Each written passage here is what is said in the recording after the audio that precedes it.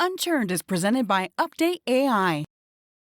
A certain group of people wasn't listening to what another group of people were saying. And I have found that a lot in customer success, where you have the CSMs really on the front lines of getting the feedback from the customer. And in the past, I have seen bad models where that feedback gets up to, say, the CPO or the CTO or even the CEO. And it's just like, well, they don't understand, right? Or they aren't enabled. Or look at what we've done over here. Look at all the things we rolled out. Look at the chart, right? This is literally what one party did. We check the box. The American people, right? Look at the chart. It's not what you think. And that is a recipe for disaster. Welcome, everybody. I'm Josh Schachter, your host of Unchurned, and welcome to the special revenue series of our podcast. I'm really excited to be here today with Micki Howl. Micki is the Chief Revenue Officer, the CRO of Marigold. Micki, welcome to the program. Thanks for having me, Josh. First off, tell us a little bit about Marigold. You guys are a big company. You're well established. You've got great trajectory as well, and a bunch of products within the suite. So tell us a little bit more. Yeah. So Marigold is our parent company name, and we have quite a range of marketing technology products. Lots of folks have been customers of ours, and under other names: Experian, Cheetah Digital, Selligent, Sail Through. We like to joke that Marigold loves a good rebrand. So chances are you've interacted with us at some point. And if you haven't been a customer, you've probably been an end user. We have really incredible customers that span all types of industries. We help Starbucks with their loyalty app and offer management. We help American Airlines with their email and push notifications. So there is a piece of communication coming from Marigold and ending up in one of your digital channels, depending on what customers you're interacting with. So you're like in everybody's pocket. I mean, the Starbucks thing is the most humble brag you could do, right? Because that's like, isn't that like the most popular loyalty program in the world? I have to admit, I don't mean it as a humble brag. I've just gotten used to using it. Just a brag. Because literally my mom will be like, "What do you do again?" And I'm like, "Mom, Starbucks." And she's like, "Right. Okay." Like, that's literally how she can tell her friends what the heck I do. Yeah. I mean, you try telling your mom that you run a generative AI startup and see how that can gets exactly. you. We'll get back to the AI stuff a little bit later. So you're the Chief Revenue Officer. You guys are, well, actually, before we go into your role, give me a little bit of sense, the size, the stage of the company, those sorts of metrics. Yeah, so we've been around a very long time. Some of our tech is, 30. We've got 30 years under our belt of incredible technology for marketers. We're doing about $500 million in revenue a year. We're in global 2,000 plus employees. We have localized teams in France, Spain, Germany, Tokyo, Japan, really all over the place. So we've got a good presence. So you're kind of like the biggest company that you've never heard of in some way? A little bit. Yes. Definitely have interacted with the tech. Maybe didn't know what the holding company name was. Have you ever been like at a conference and somebody's like kind of talking down to you a little bit, or like not talking down to you, but like, oh, cool. Tell me a little bit about Marigold. If you need any help, let me know. And you're like, well, actually, I've got, 1,000 reports underneath me. We definitely have had to work a lot on that tight elevator pitch and how we show up at conferences. Do we want to go with the Marigold? And we've played around with, we'll bring Cheetah Digital by Marigold or Marigold Loyalty. We've tried out different things to really figure out what resonates with folks. People like the Marigold story. It's a story about having technology within your business that can grow with you, and whether that's grow your customer base or grow you as a marketer, it kind of works both ways. So it's a really great name and narrative. Marigolds are companion plants when they're planted in gardens, so they help everything around them grow. So again, just from like a visual and a go-to-market narrative, it works really well, but it's definitely been a challenge to figure out how to show up and how to get people to very quickly understand who we are and what we do. I like the name. It's got the softness to it, and I love the description or the origin of that they're a companion plant. I didn't know what that was, but so one of the reasons that we do the podcast, we do it for a few reasons. We want to showcase executives like yourself that have had an illustrious career and frankly are in a position and place where many people want to be and want to aspire towards. As you may know, my focus these days tends to be on both sales and post sales, but really a predominant focus on post sales. And so we like to talk to the sales side to understand kind of the relationships between the two. And then we can banter about some other stuff too. As I look at your resume, at least at Marigold over the past 5+ years, you were the VP of Success Services Operations and Planning. So your LinkedIn says, which sounds kind of like a VP of post sales in many ways. Mm-hmm. Then you were Chief of Staff and the Senior Vice President of Biz Ops. So I assume you were kind of just, right-hand woman to the CEO sort of thing. That's exactly right. And then you were Chief Operating Officer, COO, and now CRO. I don't even know where to start with that. Which one is a promotion over the others? But I know. Honestly, I used that, that AI tool or the plugin that kind of was like, they wrote a funny version of your LinkedIn resume. It said something like, you've collected a lot of titles and over a weekend, which it actually like physically hurt me when it spit back what it wrote about me. But yes, I came up through the customer success side. I loved that. But we were a business that was growing very fast and doing a lot of acquisitions and needing to integrate them into the business. I enjoyed that process. We'd had a successful, I'll say, integration from the acquisition I came through, which was LiveClicker, a real-time dynamic personalization piece of tech that tacks onto our email sending. And the CEO said, look, we're going to do this a few more times. I'd like you to help me rinse and repeat. And so moving into the chief of staff role really gave me the visibility into the other functions of the business and kind of how they all need to work together. Just to be clear, you were like a senior AE manager, it was like a team manager effectively at LiveClicker back 5-6 years ago. It's more like 7 or 8 now, but yeah. Okay, 7 or 8. Okay, I don't mean to age you. And what is LiveClicker approximately was or were their ARR? They had just surpassed 10 million in revenue, and that was when the founders wanted to sell. So they were ready to get out. And at the time, the company was called CM Group, and they had Sailthrough as the email service provider was really the core product, along with a self-serve product called Campaign Monitor. And the LiveClicker piece of tech was going to be a really great plugin alongside the ESP, an opportunity to cross-sell into the base and bring dynamic personalization into content blocks. So the story was there. It was a good acquisition. I don't care about the acquisition. What I care about is that I'm going to make an assumption here. You were like a team manager of like 10 people or something at this $10 million Series B startup, something like that. Yes. And now 7 years later, you are the CRO, and even prior to that, you were already the COO, et cetera. Of how many people report to you ultimately? 350. Of 350. And as COO, how many people reported to you? It was about the same. We've just kind of done some horse trading on groups. Okay. So within 5 years, because that's when you were, COO, how do you do that? How do you go from, from high performing but modest team manager of a Series B to C-suite at a 2,000 person company that has an amazing portfolio of products? Because this sounds like, dreams can come true. If for all those listening out there, just work your butt off for 5 years and you can take leaps and bounds. But I want to get to like the magic really of what has allowed you to defy this gravity. And I do not want to hear you say that it's the people around you. Totally fair, because that's not helpful advice for folks. No, right.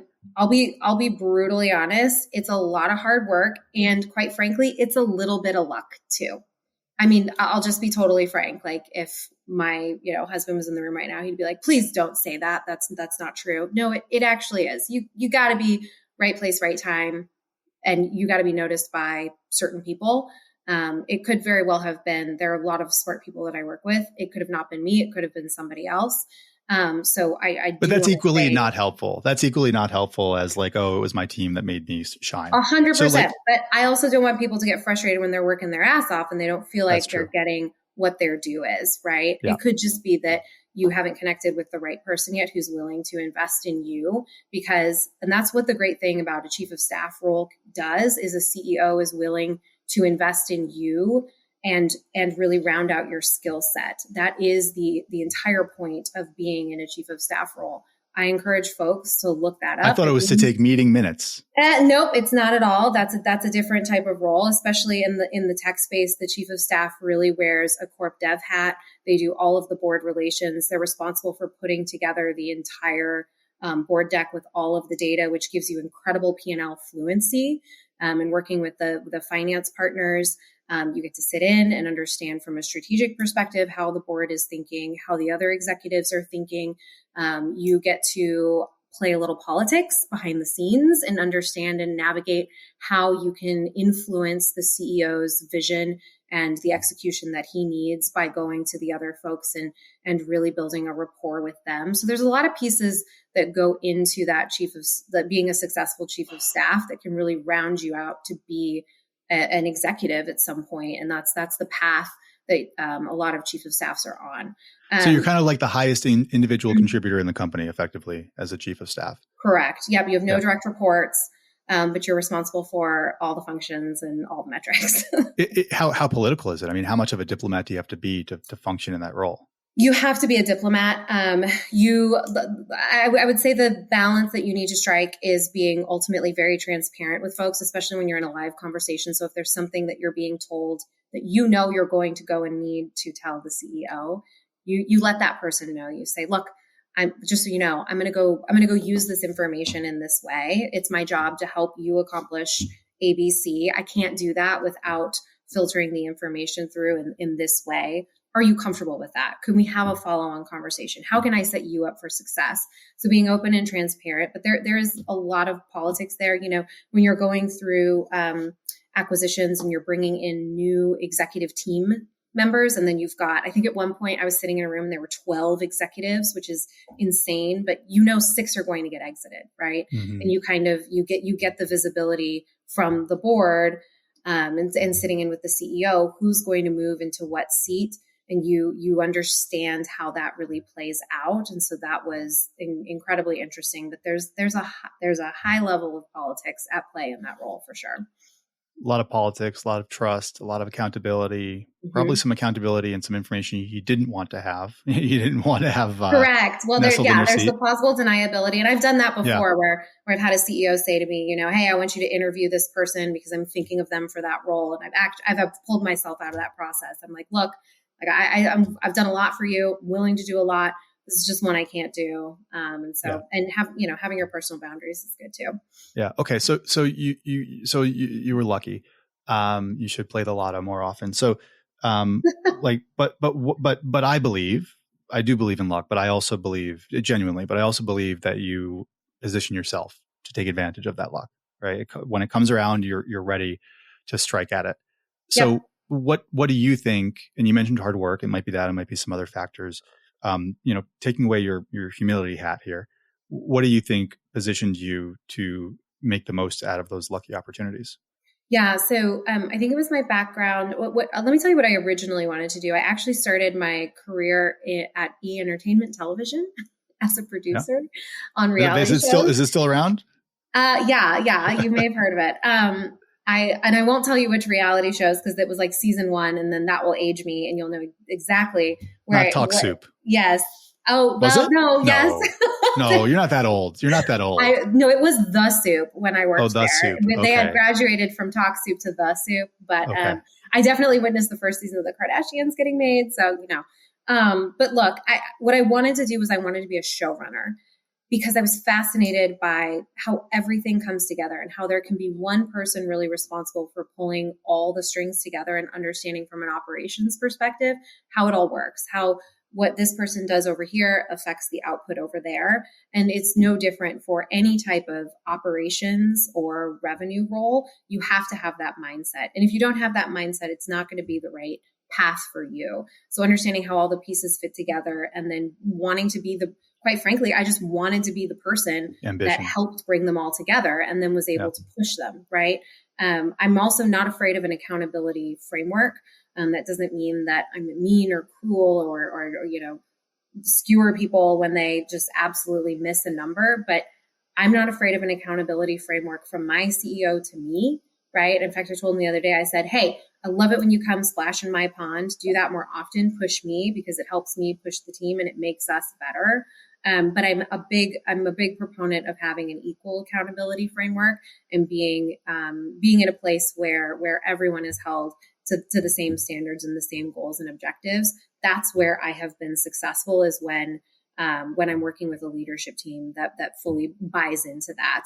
And again, going back to the lab, translate that though. Translate that for me. So is that that's your communication style? It's your tone. It's a framework that you have in place for accountability, or a RACI model or something like what's? Yeah. So I think from the revenue perspective, and I think your audience will understand this. It's my chief product officer, is my chief technology officer, knowing at any point in time, you could actually call them up right now and you could say, how much has Micki done in bookings this quarter? What's her budget and what's her sales target? And what's her path there? And they would all know that, because revenue isn't just my responsibility. It's all of our responsibilities. Customer satisfaction isn't just my responsibility. It's all of our responsibilities. And so you can come to one of our product offsites and actually see bookings, retention, churn analysis put up on the board. But that's not accountability. That's you being able to that's accountability, communicate in the sense properly. that everyone carries the revenue target. Everyone does in the organization. I see. It's also just good cross-functional collaboration and it is being able to stakeholder, right, and share the messaging. I'm thinking more of accountability of, hey, you guys were 10% below target this past quarter, this past month, or, this campaign's not working. Are there ways that you're kind of in the weeds in that sense, that you have frameworks that you apply to your team? Correct. I mean, yes. So yes, we run a really tight OKR framework, again, from the operational perspective, and we cascade all the way down to the individual contributors. And we don't get caught up on individual contributors really having tasks more than, I call them, objectives and key results. People like to get hung up on what those words actually mean. Just don't. If people are saying, I'm going to go do this, and it rolls up to the larger objective, let them go and do, and then check in. Is this working, and is it moving the needle in the right direction? And if it's not, that's okay. It just means we need to pivot from a tactical perspective. So taking the emotions out of it and agreeing on tactics. Hey, we all agreed we were going to go, close off the funnel or redefine our ICP. What that's resulted in is less sales than before. We all held hands and did that together. Now we might want to make a change, and that's okay. Let's have that conversation. That's the leadership level of an accountability framework that brings everyone to the table and makes everyone feel like they have the same goals and objectives, but also they can voice their concerns. And it's okay to try something, not work, pivot, and keep moving, as long as you're measuring. I take it you've read John Doerr's Measure What Matters. Mm-hmm. Yeah. So when you're talking about that model, that OKR model of laddering everything up. Hey, everybody, it's Josh. I'm taking a quick break from the podcast to tell you a bit about UpdateAI. I started UpdateAI to solve two major challenges for CS teams. The first is that we save CSMs 4 to 5 hours per week with our productivity through AI. Secondly, we give leaders a window into all the conversations across each account and the entire portfolio. So we help knowledge transfer, we help increase the coverage model of your CS teams, and we help you detect emerging patterns in what your customers are telling your CSMs across all the risks, product feedback, advocacy moments, and expansion opportunities. So come check us out at www.updateai. It's completely free to sign up and trial. Tell us a little bit about, because a lot of this audience are in customer success and post-sales. How has that influenced your role today? And, so the past 7 months you've been CRO, and then prior to that COO. How did some of those things influence that? So, I actually liken it a lot to this past election, where you're kind of hearing the whys and the theories around stuff. And one of the prevailing theories is just like a certain group of people wasn't listening to what another group of people were saying. And I have found that a lot in customer success, where you have the CSMs really on the front lines of getting the feedback from the customer.